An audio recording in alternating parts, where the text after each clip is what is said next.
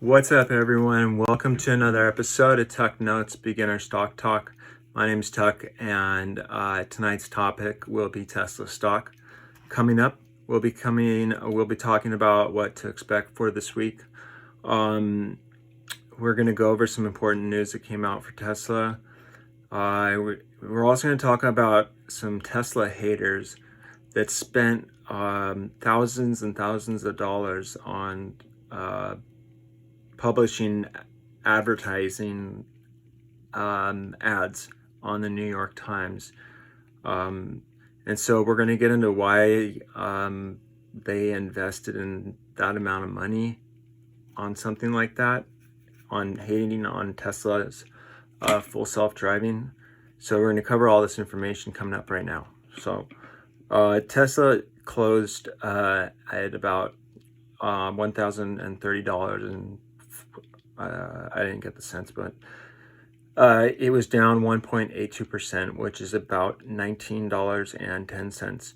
And in the morning, it had a good start. It opened up at 10.26, and then it went down to about 10.20, and then it picked up further, to up to 10.65, and then it closed back down at 10.30.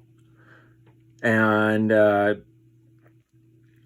so basically, we're getting closer and closer to the all-time highs, which was $1,247. I don't know the cents, but getting into this whole stock market and what happened was basically the market sold off today completely. I didn't even look at my phone because I knew this was going to happen.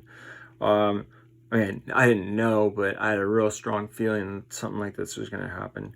And it was just super bloody. There was like hardly any green sections on that little thing that you see that has green and red on all the little companies and stuff. And the energy sector was the only sector that did okay. But everything else just went down. So basically, it's the stock market still digesting this inflation risks, and also the Federal Reserve's coming up in March with interest rate hikes. The Federal Reserve rate hikes coming up in March. Expect, quote unquote, rate hikes to be 3 times this year, but there's expectations that it could go up to 4 times this year, or not 4 times. Yeah, it could happen 4 different times this year. That's what I'm trying to say when I say it that way. Now, talking about some good news, Tesla CEO Elon Musk's going to visit the Berlin Gigafactory in mid-February, and they've been having problems over there with the government. I'm not sure what it is, but there's a hearing that's going to be coming up on February 11th, and it's looking like if Elon Musk is going to be coming out there to be attending that hearing, and we could see the Gigafactory open in mid-February.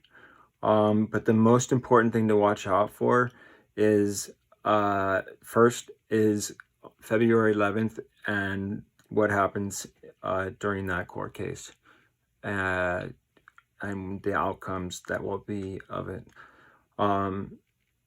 Interesting to see basically what's been going on with Tesla. So now we're going to go jump into another topic, and is about what's been going on with like these Tesla haters.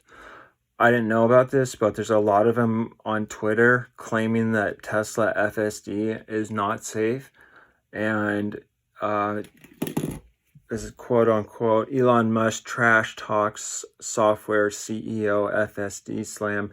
They try to make Elon Musk look like he's a monster in this, and this is just so if we want to know who's involved in this, you can check out a guy named Dan Dowd, Dowd, O'Dowd, he spent $250,000 to have the front page of the New York Times bashing Tesla. All fake news. And he owns a company called Green Hill Software. And so Elon Musk had a pretty nasty comment about, he said back to him about how crappy his company is, and, you know, probably is a piece of crap. But basically, a guy came in and invested $250,000 to run ads talking about the dangers of FSD associated with Tesla. And so we're going to watch a video right now about an interview between CNBC Squawk Talk and this douchebag.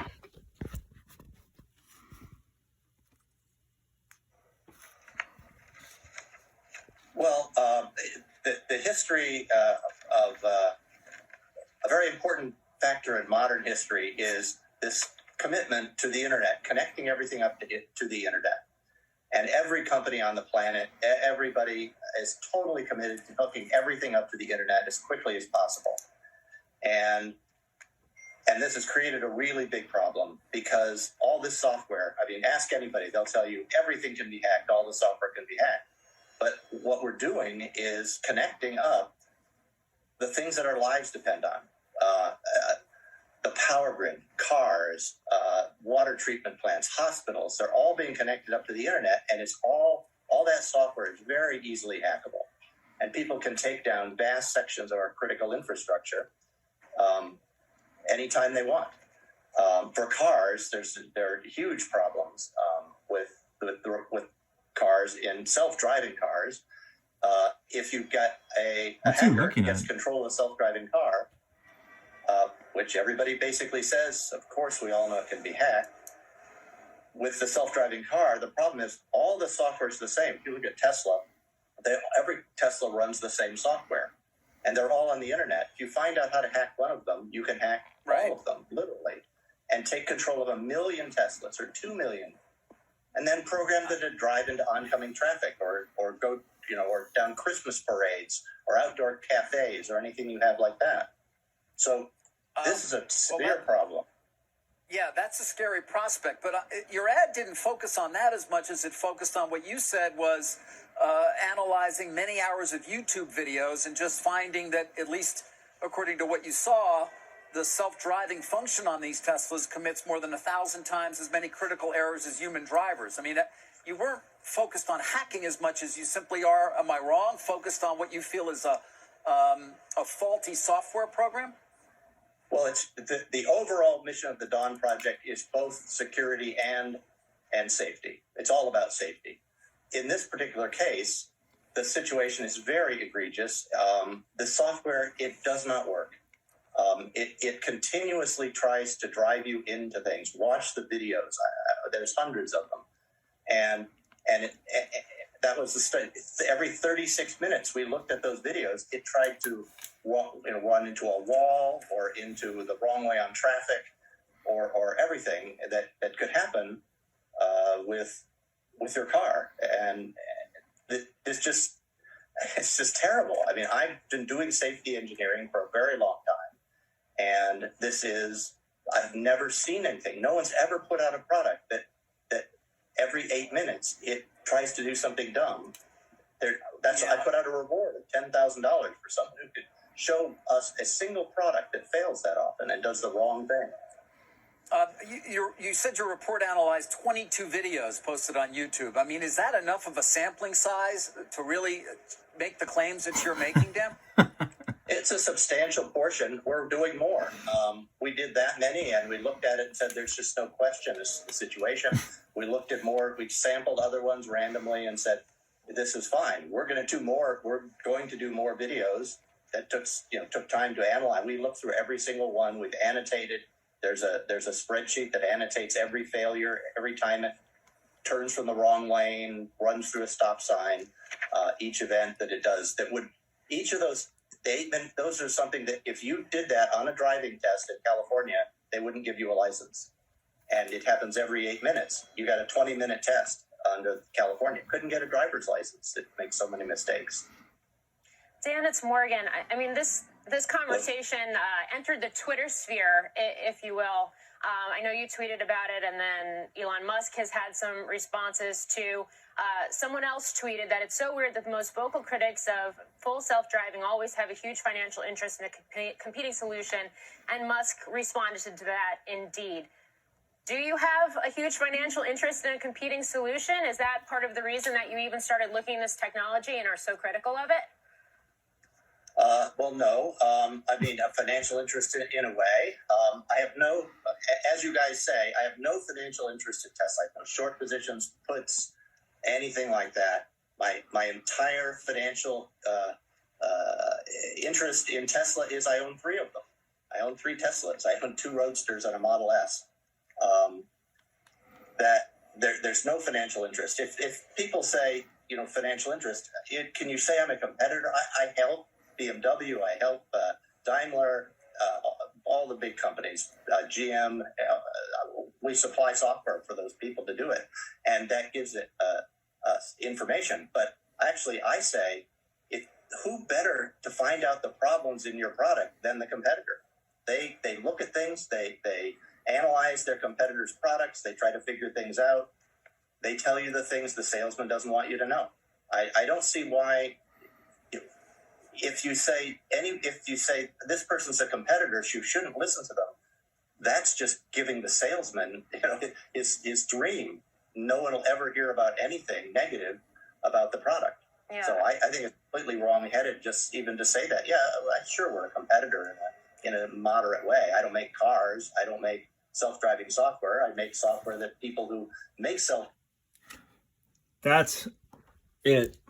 And I've had enough of that. Whatever, Dan. So today, I told you all about that, what he did on there. At this point, I'd love for you guys, if you guys like this channel, to subscribe to it and turn on the notification bell. And if you like these videos, to push the like button. It would really be cool. Much appreciated. And so, as I always promise, the Tesla, or the technical analysis breakdown. And so Tesla is at $1,030, $1,030, and it's been in a tight gap between $1,000 and $100, $1,000 and $1,100, and the overall market is still under a lot of pressure. There's still no action really going on much at all in the last couple of days, but it's the pressure from these rate hikes, and it's a great thing to just keep saying it's that, you know, expect some form of a rally before earnings call. There might be a bounce tomorrow for Tesla. It's could be testing up to 1050, so it might gap down like it did this morning, and then you might be able to make a quick day trade or something. I don't know.